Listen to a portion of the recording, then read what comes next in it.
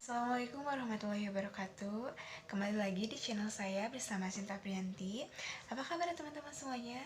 Alhamdulillah, dalam kesempatan kali ini saya ditugaskan untuk membuat sebuah video dalam mata kuliah Etika Islam. Yang terhormat Ibu Dr. Hajah Hilda Ani Syifa MAG dan yang terhormat Ibu Nenden Munawwaroh MPDI selaku dosen pengampu mata kuliah Etika Islam.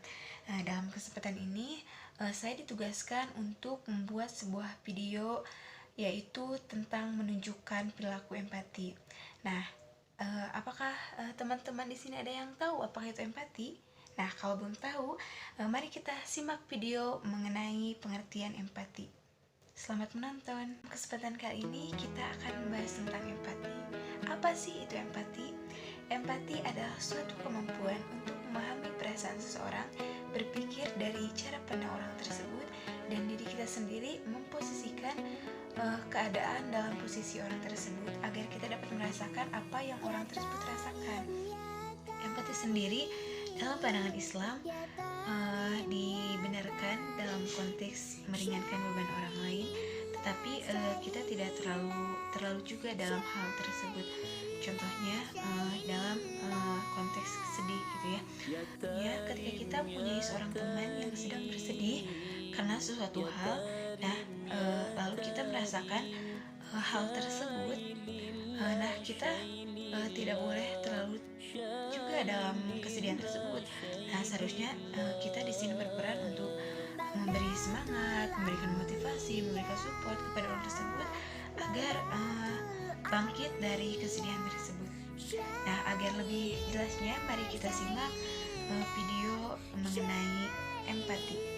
Selamat menonton.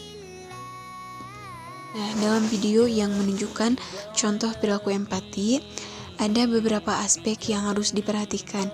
Nah, aspek ini sudah dibahas di dalam Al-Quran.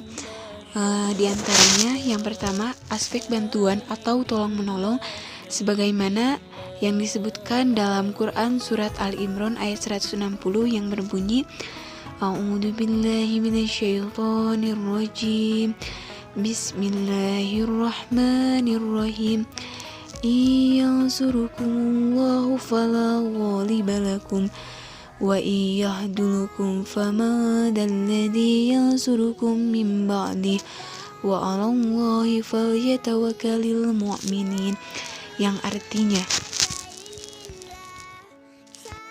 jika Allah membantu kamu, maka tak adalah orang yang dapat mengalahkan kamu.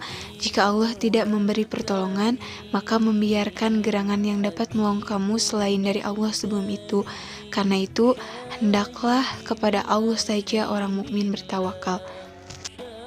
Nah, yang kedua yaitu aspek merasakan, sebagaimana yang telah dijelaskan dalam Quran Surat Al-Imran ayat 185 yang berbunyi, Kullun nafsin dha'iqatul maut wa innama tuwaffawna ujurakum yawmal qiyamah faman zuhziha 'anil nasi wa udkhilal jannata faqad faza wa mal hayatud dunya illa mata'ul ghurur.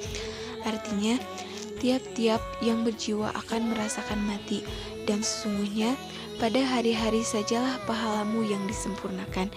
Barang siapa yang dijauhkan dari neraka dan dimasukkan ke dalam surga, maka sungguh besar-besaran telah beruntung. Kehidupan dunia itu tidak lain hanyalah kesenangan yang memperdayakan. Nah, yang ketiga yaitu aspek mendengar.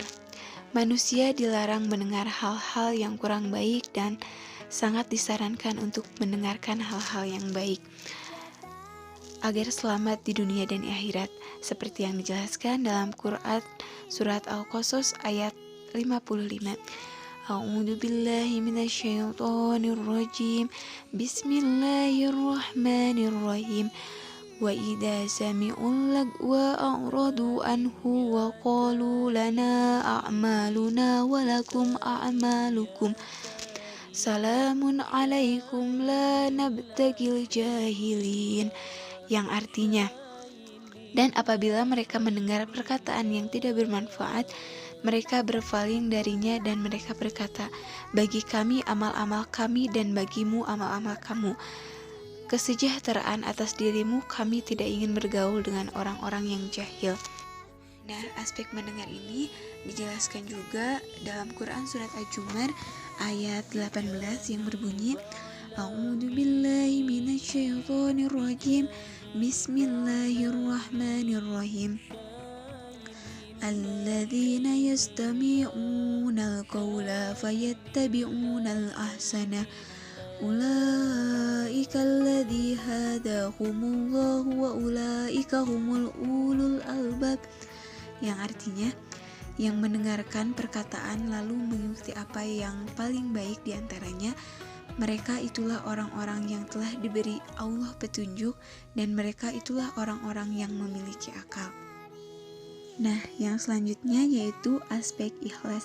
Manusia juga diajarkan untuk bermanfaat dengan ikhlas atau tidak mengharap ketidakseimbangan dari apa yang telah dikerjakannya.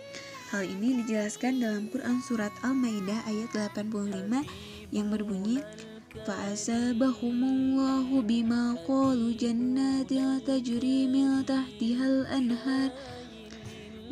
tahtihal anharu khalidina fiha. Dzalika jazaa'ul muhsinin." Yang artinya, maka Allah memberi mereka pahala terhadap perkataan yang mereka manfaatkan, yaitu surga yang mengalir sungai-sungai di dalamnya, sedang mereka kekal di dalamnya. Dan itulah balasan bagi orang-orang yang untung, yang seikhlas-ikhlasnya.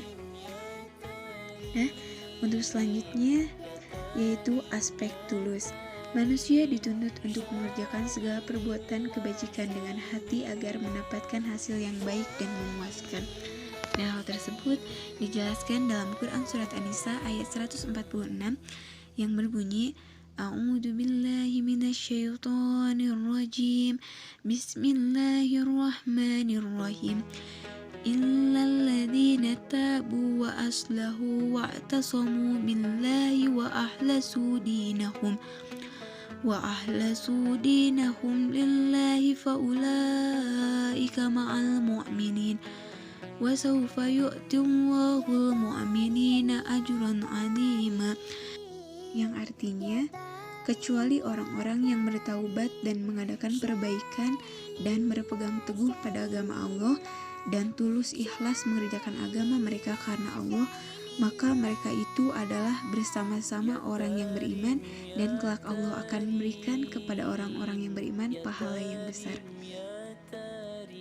Empati yang kita berikan kepada orang lain yang didasarkan pada keikhlasan, yaitu siapapun yang di dirinya terpanggil untuk merasakan dan menolong orang lain, maka keterpanggilan itu harus berlandaskan keikhlasan untuk membantu dan meringankan beban orang lain tersebut, bukan dengan niat pamrih. Dari pemahaman ini, dalam Islam empati bukan hanya merasakan dan membantu orang lain saja, tetapi harus pula disertai keikhlasan yang bertujuan untuk ibadah.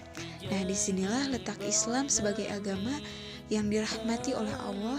Artinya, pengamalan dari ajaran Islam tak harus melangit dan muluk-muluk, akan tetapi besar-besaran dapat dimulai dari tindakan sehari-hari, meski masih bentuk niat dari hati seperti empati.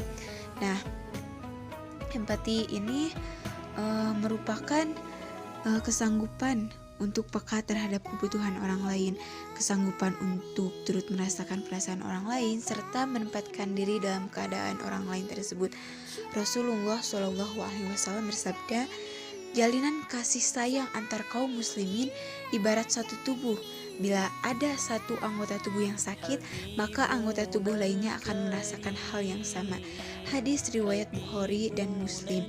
Dalam hadis yang lain, Rasulullah Shallallahu Alaihi Wasallam menyebutkan manfaat dari saling membantu sesama, yakni barang siapa yang mencukupi kebutuhan saudaranya, niscaya Allah akan memenuhi kebutuhannya, dan barang siapa yang melepaskan suatu kesusahan yang dialami oleh seorang muslim, maka Allah akan menghindarkannya dari suatu kesusahan di hari kiamat. Hadis riwayat Muslim.